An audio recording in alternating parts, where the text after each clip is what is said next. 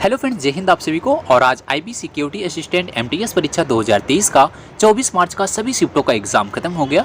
तो फ्रेंड्स आज 24 मार्च के तीनों शिफ्टों में जो जीके जीएस के क्वेश्चन पूछे गए थे, सभी क्वेश्चन को आपको एनालिसिस कराने वाले हैं। तो फ्रेंड्स अगर आप भी इस एग्जाम को दिए हैं तो फ्रेंड्स एक बार इस वीडियो को देखिएगा, इससे आपको आइडिया लग जाएगा किस टाइप का क्वेश्चन पूछा गया था। तो फ्रेंड्स अगर इससे रिलेटेड आप पल पल की अपडेट लेना चाहते हैं तो हमारे चैनल को फ्रेंड्स सब्सक्राइब कीजिएगा, जहां आपको इसी तरह से आईबी सिक्योरिटी असिस्टेंट से रिलेटेड पल पल की अपडेट मिलती रहेगी। तो फ्रेंड्स आइए हम लोग बिना देरी के स्टार्ट करते हैं आज के पूछे गए पहले क्वेश्चन से। तो फ्रेंड्स इस वीडियो में आपको तीनों शिफ्टों के क्वेश्चन का एनालिसिस कराया जाएगा। पहले हम लोग फर्स्ट शिफ्ट के क्वेश्चन देखेंगे, उसके बाद सेकंड शिफ्ट, थर्ड शिफ्ट, सभी शिफ्टों का क्वेश्चन आपको कराया जाएगा। तो पहला क्वेश्चन पूछा गया था कि जनगणना 2011 के अनुसार पुडुचेरी की साक्षरता दर कितनी है। तो पुडुचेरी की साक्षरता दर पूछा गया था। तो याद रखिएगा फ्रेंड्स, पुडुचेरी में साक्षरता दर जो है वो 86.55% है, जो देश के बाकी हिस्सों के मुकाबले कहीं ज़्यादा है। तो इसका जो राइट आंसर था वो 86.55% बिल्कुल सही था। नेक्स्ट क्वेश्चन फ्रेंड्स पूछा गया था कि जनगणना 2011 के अनुसार तमिलनाडु की जनसंख्या का प्रतिशत दर कितना था। तो अगर हम तमिलनाडु की जनसंख्या का प्रतिशत दर देखें तो तमिलनाडु की जनसंख्या देश में 7वीं सबसे अधिक और देश की कुल जनसंख्या का 5.96% था। तो फ्रेंड्स यहाँ से एक क्वेश्चन आया था, जनगणना से कुल मिलाकर के 4 से 5 क्वेश्चन हर एक शिफ्ट में देखने को मिल रहा था। अगर हम फ्रेंड्स इसके लेवल की बात करें, एग्जाम के लेवल की, तो फ्रेंड्स आज जो 24 मार्च का एग्जाम हुआ था इसका लेवल काफ़ी ज़्यादा हार्ड था। अभी जो 23 मार्च का एग्जाम यानी कल हुआ था उसका लेवल थोड़ा सा इजी से मॉडरेट था, लेकिन आज के शिफ्ट का जो तीनों शिफ्ट का एग्जाम हुआ था बिल्कुल हार्ड लेवल के क्वेश्चन पूछे गए थे। नेक्स्ट क्वेश्चन की बात करें, नेक्स्ट क्वेश्चन पूछा गया था कि देखनी नृत्य किस राज्य से संबंधित है। तो देखनी नृत्य की बात करें तो देखनी नृत्य गोवा के सबसे पुराने नृत्य रूपों में से एक है। तो इसका राइट आंसर गोवा फ्रेंड्स बिल्कुल सही था। अगला क्वेश्चन पूछा गया था कि जयप्रकाश नारायण भारत छोड़ो आंदोलन में शामिल कब हुए थे। तो फ्रेंड्स याद रखना, भारतीय स्वतंत्रता आंदोलन को मजबूत करने के लिए उन्होंने दोनों नेताओं के बीच एक मैत्री लाने की कोशिश की थी, लेकिन उसमें वे सफल नहीं हुए थे। बाद में अगस्त 1942 के भारत छोड़ो आंदोलन के दौरान जयप्रकाश नारायण के अन्य उत्कृष्ट गुण सामने आए थे। तो जयप्रकाश नारायण भारत छोड़ो आंदोलन में शामिल कब हुए थे? तो 1942 में शामिल हुए थे। नेक्स्ट क्वेश्चन आपका पूछा गया था फ्रेंड्स कि सांची का स्तूप का निर्माण किस युग में हुआ था। तो इसका युग बताना था, किस युग में इसका निर्माण किया गया था। तो आपको बता दें, ईसा पूर्व 3री शताब्दी में अशोक ने महान स्तूप का निर्माण कराया था। तो सांची का स्तूप का निर्माण किसने कराया था? तो अशोक ने कराया था। किस युग में कराया था? तो 3री शताब्दी में कराया था। नेक्स्ट क्वेश्चन आपका पूछा गया था आर्टिकल से कि स्वतंत्रता का अधिकार किस अनुच्छेद से संबंधित है। तो फ्रेंड्स आपको बता दें, भारतीय संविधान का अनुच्छेद 21 कहता है किसी भी व्यक्ति को विधि द्वारा स्थापित प्रक्रिया की अतिरिक्त उसके जीवन और वैयक्तिक स्वतंत्रता के अधिकार से वंचित नहीं किया जा सकता है। तो इसका राइट आंसर जो होगा अनुच्छेद 21 बिल्कुल सही था। नेक्स्ट क्वेश्चन फ्रेंड्स पूछा गया था कि अनुच्छेद 149 किससे संबंधित है। तो अनुच्छेद 149 की बात करें तो भारतीय संविधान का अनुच्छेद 149 भारत के नियंत्रक महालेखा परीक्षक के कर्तव्यों और शक्तियों से संबंधित है। तो यहाँ से आपका एक क्वेश्चन आर्टिकल से आया था। अगला क्वेश्चन ये पूछा गया था कि ग्लोबल इंडेक्स 2021-22 में भारत की रैंक क्या है। तो फ्रेंड्स आपको बता दें, वैश्विक नवाचार सूचकांक 2022 रैंकिंग में भारत 132 देशों में 40वें स्थान पर है। भारत 2021 में 46वें स्थान पर था और 2015 में 81वें स्थान पर था, लेकिन 2022 में कौन से स्थान पर है? तो 40वें स्थान पर था। नेक्स्ट क्वेश्चन आपका पूछा गया था कि सबसे दुर्लभ अम्ल कौन सा है। तो इनमें से आपके 4 ऑप्शन दिए गए थे, चारों ऑप्शन में से बताना था कि सबसे दुर्लभ अम्ल कौन सा होता है। तो आपको बता दें फ्रेंड्स, इसका राइट आंसर एसिटिक अम्ल होगा, क्योंकि एसिटिक अम्ल को पानी में विलय करने पर यह अपने घटक आयनों में आंशिक रूप से अलग हो जाता है, इसलिए एसिटिक अम्ल जो है कमजोर अम्ल होता है।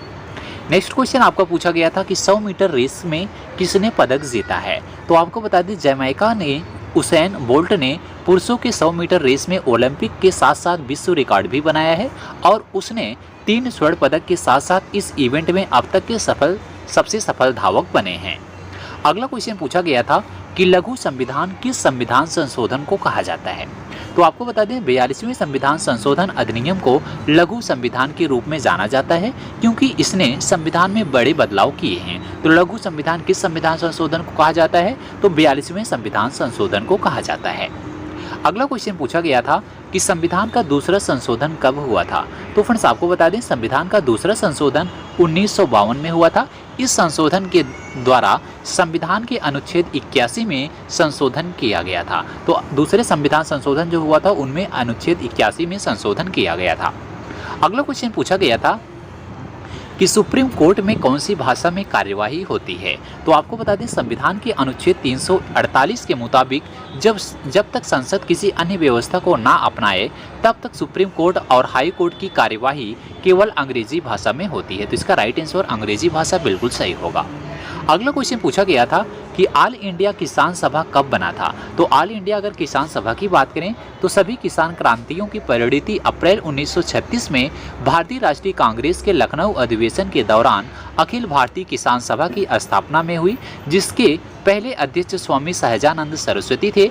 1936 में भारतीय राष्ट्रीय कांग्रेस के लखनऊ अधिवेशन की अध्यक्षता पंडित जवाहरलाल नेहरू ने की थी। नेक्स्ट क्वेश्चन आपका पूछा गया था अगले शिफ्ट का कि गुजरात में लोकसभा सीट कितनी है। तो फ्रेंड्स गुजरात की अगर लोकसभा सीट की बात करें तो एक गुजरात राज्य में 182 विधानसभा की सीट और 26 जो है लोकसभा क्षेत्र हैं। तो 182 विधानसभा क्षेत्र और 26 लोकसभा क्षेत्र हैं। अगला क्वेश्चन आपका पूछा गया था कि फलों में कौन सा आम्ल नहीं पाया जाता है। तो फ्रेंड्स अगर इसका आंसर आपको पता है तो आप लोग कमेंट बॉक्स में बताइएगा कि फलों में कौन सा आम्ल नहीं पाया जाता है। नेक्स्ट क्वेश्चन आपका पूछा गया था कि किसान सम्मान निधि योजना कब शुरू हुआ था। तो फ्रेंड्स अगर हम किसान सम्मान निधि योजना की बात करें तो 1 दिसंबर 2018 से यह लागू हुआ। यह योजना किसानों के लिए वरदान साबित हो रही है। प्रधानमंत्री किसान सम्मान निधि योजना के तहत 6,000 प्रतिवर्ष प्रत्येक पात्र किसान को 3 किस्तों में भुगतान किया जाता है। तो यह योजना कब शुरू हुई थी। तो 1 दिसंबर 2018 से शुरू हुई थी। अगला क्वेश्चन पूछा गया था कि छत्तीसगढ़ का कौन सा डांस पैरोट डांस के नाम से जाना जाता है। तो अगर हम छत्तीसगढ़ के डांस की बात करें जो डांस पैरोट डांस के नाम से जाना जाता है तो यह फ्रेंड्स सोवा डांस होता है। तो छत्तीसगढ़ राज्य में सोवा या फिर सुआ आदिवासी नृत्य भी तोता नृत्य का ही एक रूप है। यह भगवान की पूजा से संबंधित नृत्य का एक प्रतीकात्मक रूप है। नर्तक एक तोते को बांस से बने बर्तन में रखते हैं और उसके चारों ओर एक गोलाकार आकृति बनाते हैं। तो यह फ्रेंड्स एक क्वेश्चन यहाँ से पूछा गया था। अगला क्वेश्चन पूछा गया था कि 36वें नेशनल गेम्स महाराष्ट्र ने कितना मेडल जीता है। तो 36वें नेशनल गेम्स में महाराष्ट्र ने जो है टोटल 140 मेडल जीता था। तो 140 मेडल में जिसमें आपका फ्रेंड्स 39 जो है गोल्ड मेडल था, 38 सिल्वर मेडल था, 63 ब्रॉन्ज मेडल था। तो कुल मिलाकर के 140 मेडल जीते थे। नेक्स्ट क्वेश्चन आपका पूछा गया था कि बुलंद दरवाजा का निर्माण किसने करवाया था। तो फ्रेंड्स आपको बता दें इसका निर्माण अकबर ने 1571 ईसा पूर्व में करवाया था। तो बुलंद दरवाजा का निर्माण अकबर ने कराया था। कब करवाया था। 1571 ईसा पूर्व में कराया था। नेक्स्ट क्वेश्चन पूछा गया था कि मौलिक अधिकार किस देश के संविधान से लिया गया है। तो फ्रेंड्स आपको बता दें भारतीय संविधान की मुख्य विशेषताओं के रूप में मौलिक अधिकार संयुक्त राज्य अमेरिका के संविधान से लिया गया है। तो इसका राइट आंसर संयुक्त राज्य अमेरिका बिल्कुल सही था। अगला क्वेश्चन पूछा गया था राजस्थान में विधानसभा सीट कितनी है। तो फ्रेंड्स आपको बता दें राजस्थान विधानसभा भारतीय राज्य राजस्थान में एक सदनीय विधानमंडल है। यह राज्य की राजधानी जयपुर में स्थित है। विधानसभा सदस्यों अर्थात विधायकों का चुनाव सीधे जनता करती है। वर्तमान में इसमें विधायक संख्या 200 है। तो 200 इसमें जो है विधानसभा की सीट है। नेक्स्ट क्वेश्चन पूछा गया था कि बेकिंग सोडा का रासायनिक नाम क्या है। तो अगर हम बेकिंग सोडा की बात करें तो सोडियम बाइकार्बोनेट एक कार्बनिक यौगिक है। इससे मीठे सोडा या फिर खाने का सोडा बेकिंग सोडा भी कहते हैं। इसका अणुसूत्र क्या होता है। तो याद रखिएगा NaHCO3 इसका अणुसूत्र होता है। अगर हम इसके IUPAC नेम की बात करें तो सोडियम हाइड्रोजन कार्बोनेट इसका IUPAC नेम होता है। यह भी कई बार एग्जाम में क्वेश्चन पूछा जाता है। अगला एक क्वेश्चन अनुच्छेद से पूछा गया था कि अनुच्छेद 165 किससे संबंधित है। तो फ्रेंड्स आपको बता दें भारतीय संविधान के अनुच्छेद 165 के अनुसार राज्यपाल द्वारा महाधिवक्ता की नियुक्ति की जाती है। तो राज्यपाल के द्वारा महाधिवक्ता की नियुक्ति अनुच्छेद 165 के द्वारा की जाती है।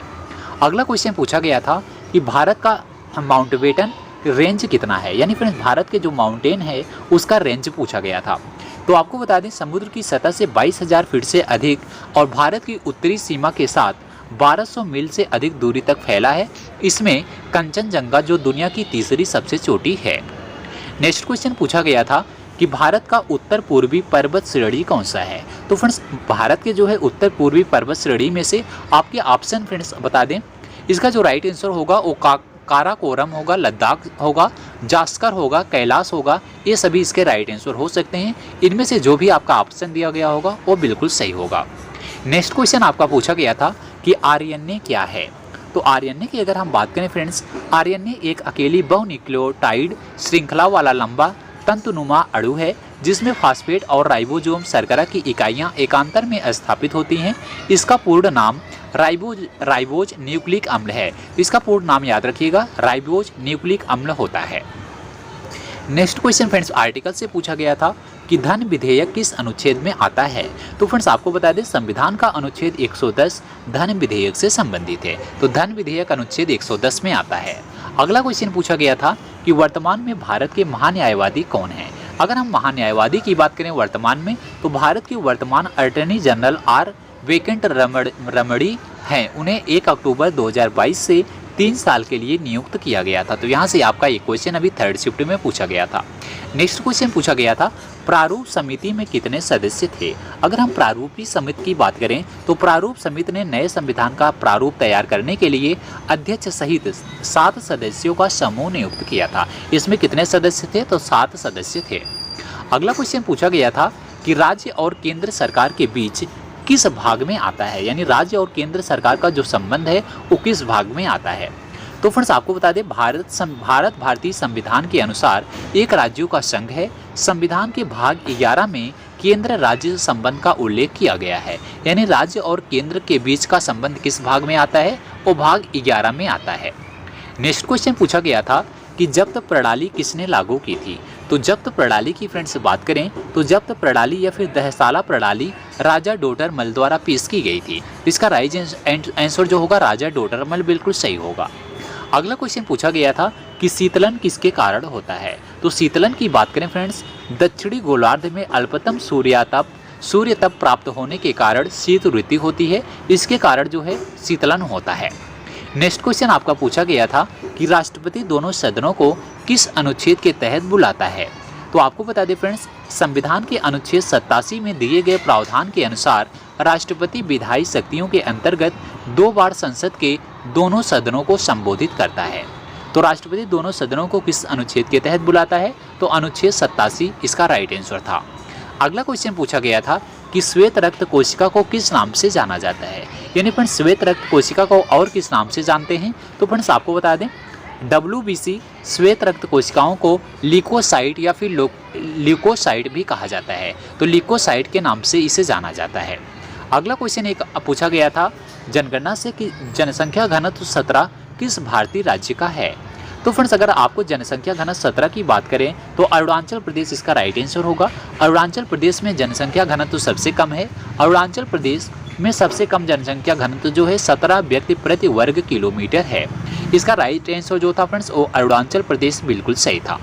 तो फ्रेंड्स आज के जो है थर्ड शिफ्ट में जनगणना से जो है कुल मिलाकर के 5 से 6 क्वेश्चन पूछे गए थे। और जो शिफ्ट फ्रेंड्स आज तीनों शिफ्ट थी बिल्कुल हार्ड शिफ्ट थी। जो क्वेश्चन नहीं पूछना चाहिए था वो भी क्वेश्चन आज इस शिफ्ट में देखने को मिला था। तो फ्रेंड्स आज का ये एनालिसिस था। वीडियो आपको कैसा लगे कमेंट बॉक्स में जरूर बताइएगा। वीडियो पसंद आया हो तो वीडियो को लाइक कीजिएगा, दोस्तों में शेयर कीजिएगा और इससे रिलेटेड पर्पल की अपडेट के लिए चैनल को अभी सब्सक्राइब कीजिएगा। मिलते हैं अगली वीडियो में, तब तक के लिए फ्रेंड्स जय हिंद जय भारत।